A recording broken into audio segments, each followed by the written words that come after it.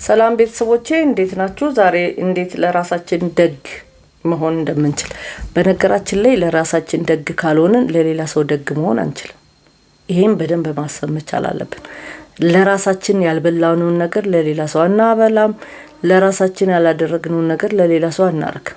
ስለዚህ እንዴት ለራሳችን ደግ መሆን እንችላለን የሚለውን ነው ዛሬ የምንመለከተው ማለት ነው። ቤተሰቦቼ ይሄንን ቻናል ላይክ፣ ሼር፣ ሰብስክራይብ እንድታደርጉት ጋብዛችኋለሁ። ለራስ ደግ መሆን ማለት እንደ ጓደኛ ራስን ማክበር፣ በራስን በትግስት መያዝ፣ ለራስ ክብር መስጠት። ራስን አትናቅ። ስተት ሲያደርግ በክፉ ቃላትም አትናገር ራስን ማለት ነው። ለምሳሌ አንዳንድ ጊዜ ብዙ ጊዜ ሰዎች ምን ይላሉ መሰላችሁ?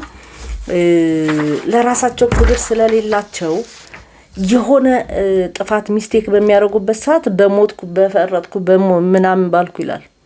ስለዚህ እርግማንም ለራስ አስፈላጊ አይደለም። ብዙ ሰዎች ዘግይተው የሚማሩት ነገር አንድ ነገር ጊዜ በአንድ ነገር ጊዜ በጣም ውድ መሆኑ እንዴት እንደምንጠቀምበት ሳናስብ ዝም ብለን እንደምናባክነው የማንረዳው ነገር ነው ማለት ነው። ስለዚህ ለሁሉም ጊዜ ያለው ሲባል ቀልድ ነው ይመስላል አይደል? መጽሐፍ ቅዱስም ይላል፣ ነባራዊ ዓለምም ይላል። ለሁሉ ግን ጊዜ አለው፣ እውነት ነው። ስለዚህ ያንን ነው መጠበቅ መቻል ያለብን። ለሁሉ ጊዜ ካለው፣ ለመቀመጥ ጊዜ ካለ፣ ለመስራት ጊዜ ካለ፣ ለመተኛ ጊዜ ካለ፣ ለመሄድ ጊዜ ካለ ያቺ የተሰጠችን ታይም ናት ለዛ ጉዳይ ላይ ያለ ማለት ነው። ስለዚህ ጊዜው ሳይለወጥ እኛ በጊዜያችን መስራት ያለብንን መስራት መቻል አለብን ማለት ነው። ሌላው ነገር ሁሉንም ሰው ማስደሰት የማይቻል መሆኑን ለራስ ክብር መስጠት እንዳለበት ድንበርህን ማስመር እንዳለበት ደግሞ አመለክታለሁ። ብዙዎች ስህተት መስራት ያው ትምህርት ብቻ ሳይሆን አሳፋሪ መሆን አድርገው ነው የሚያስቡት። ለምሳሌ በትምህርት ቤት የምትሳሳተው ስህተትም በስራ ላይ እንትናቸው እንጂ ስህተት ነው። ስለዚህ በስህተት ለምን አፍራለሁ? በመስራቴ በመሞከሬ ተሳሳትኩ፣ አስተካክለዋለሁ ማለት ነው። በተጨማሪም ያው ጤናን እንደ ሸቀጣ አለመሆኑን መረዳት መቻል አለብን።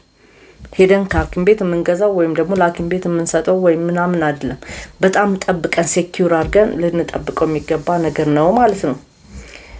በስተመጨረሻም ያው እውነተኛ ደስታ የሚገኘው በቀላል ነገሮች ማለት በቤተሰብ፣ በጓደኛ፣ በሰላምና በራስ ደስተኛ መሆን ሰላም ይመጣል ማለት ነው። ስለዚህ ቤተሰቦቼ እንድትጠቀሙበት ጋብዛችኋለሁ። አመሰግናለሁ።